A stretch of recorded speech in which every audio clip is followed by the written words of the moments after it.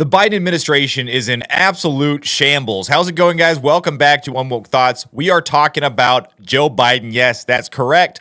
Our favorite president who was elected in the most safe and fair election of all time, Joseph Biden, the one that sniffs kids, the one that can barely walk upstairs. Yes, that's correct. He has recently came out and did kind of a little bit of a soft attack on Donald Trump. You know, it's pretty spry in his old age. He's attacking Donald Trump, but he said that Donald Trump's historic victory in Iowa didn't mean anything. And what Iowa means to you, to your re-election race? Well, I don't think Iowa means anything. The president got 50-some thousand votes, the lowest number of votes anybody's won got. You know, this idea that it's been a runaway, he can characterize any way he wants. Let him make that judgment. You know, I actually tend to agree with Joe Biden here. I don't think Iowa means anything because I think that a rock on the side of the road could beat Joe Biden in a presidential race at this point, much less Donald Trump, who actually won Iowa by historic margins, 50-some thousand votes. I know that doesn't seem like a lot, but when you look at the margins, when you look at the percentage, he got over 50% of the vote in the caucuses in Iowa. So that is historic percentages, historic margins. So, of course, Joe Biden is trying to look at anything negative that he can see, and he's going to boost that and say, hey, well, he only got 50-some thousand votes. Well, yeah, it was brutally cold. It was like negative 27 degrees out there. So the fact that that many people came out and voted in the first place is actually pretty impressive. But since we are on the subject of numbers, let's take a look at some of the things that Joe Biden is bragging about right now. So in a recent speech that Joe Biden gave, he said that since he's been in office, he has added 440 new jobs just in North Carolina alone. Wow. Since I've been to office, we've created 14 million new jobs. 440 new jobs in North Carolina alone just since I came back.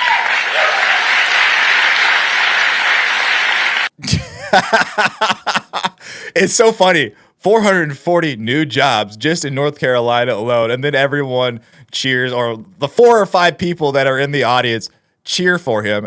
You know, it's stuff like this. You look at Joe Biden, you're like, how can this guy run for another term? I just don't see it. How can his handlers think he is able to run for another term? This is why I think this idea that Joe Biden is actually going to challenge Donald Trump in another race is just preposterous. But I guess we don't know. Maybe he is challenging Donald Trump, but I just can't see it. Also, another moment that he had that was very embarrassing for him the other night was when he asked for Congresswoman Ross in the crowd. This is the same exact speech that he was giving. And he couldn't find her. He couldn't see her. And he says that he had just gotten his picture taken with her. But this is actually not true. He forgot that she's actually not there at all. Watch this. Appreciate it very much. I also want to mention Congressman Deborah Ross. Where's Deborah? I just had my picture taken with her. That's probably why she left. No, all kidding aside. Anyway, she couldn't be here, actually. That's not true. I got it mixed up. And she has, she fights very hard for the people of this district, and she's up in Washington right now. This right here it's just sad. You know, it's an old man who is losing his memory. His memory is slowly slipping away. And he just so happens to be the president of the United States, and he's giving a speech in front of a crowd, and he says that he had just taken a picture with somebody that he had definitely not taken a picture with. So this is not a good look for our commander-in-chief, Joe Biden. But how is he even maintaining any semblance of popularity? Well, there are ways that the Democrat Party are trying to boost his popularity. And one of those ways is with the youth. They are attempting to pay influencers on X, on TikTok, on Facebook, on Instagram to shill for Joe Biden. Now, listen to this. These polls kind of also exemplify the amount of propaganda that Democrats push out, because in the summer of 2023, I don't know if you remember, one of the main things they were pushing in their campaigns was Joe Biden had a lot of the Gen Z behind him. He was hiring a lot of Democrat influencers as well, like Harry Sisson and other young ones, Chris Maury, and like this black guy. So it was like 8 young influencers came out of nowhere in the summer. All of them had the same message, almost copy and paste, say, Gen Z loves Joe Biden. Gen Z loves Joe Biden. They would do it about 2 times every 3 days. And they just started to vanish off. You can see that their audience has just withered away. So I can definitely see they were pushing that propaganda super hard because they probably had these numbers before the general public. Right, like Sisson is just gone. I haven't seen that guy. Yeah, post and it's anything. just so much. It's just out of propaganda, nowhere. and it was Right. they were huge when they came out. Right, yeah. And it seems like okay, maybe Biden do have Gen Z, and it just shows. I mean, I think these polls just a few months after the summer should just show people to give it some time over anything that the Democrats say. You think Biden was basically trying to convince Gen He was Z trying to that convince they were them because supporting? I think they had those numbers. I think with the resources that Biden has, he was tipped off that hey, it ain't looking good So they're for trying Gen to, Z. like, turn the ship and that's back why in. they brought Harry and all the other propaganda, and it still didn't work. So this is how desperate the Democrats are to boost popularity for Joe Biden. They are paying Gen Z Zoomer influencers to post videos of themselves screaming about how great Joe Biden is. I've seen some of these videos. I have seen Harry Sisson on X, and it's very obviously fake. He's just way too excited that it does not seem real whatsoever. He is so obviously paid to shill for Joe Biden.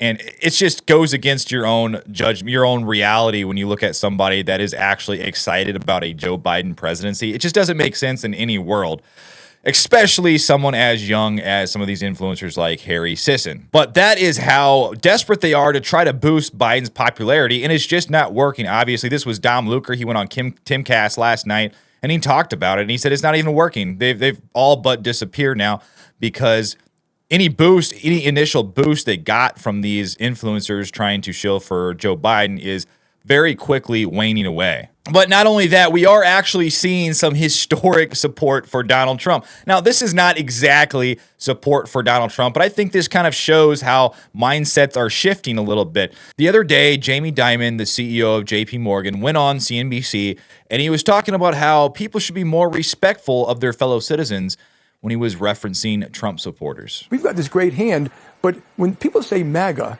they're actually looking at people voting for Trump, and they think they're voting, and they're basically scapegoating them, that you are like him. But I don't think they're voting for Trump because of his family values. And if you look, just take a step back, be honest. He was kind of right about NATO, kind of right about immigration. Mm-hmm. He grew the economy quite well. China virus. Tax reform worked. Mm-hmm. He was right about some of China. I don't like what he did. No, I said China virus. Yeah, I understand. He may have been right. And I don't like how he said things about Mexico. But he wasn't wrong about some of these critical issues. And that's why they're voting for him. And I think people should be a little more respectful of our fellow citizens. And when you guys have people up here, you should always ask the why.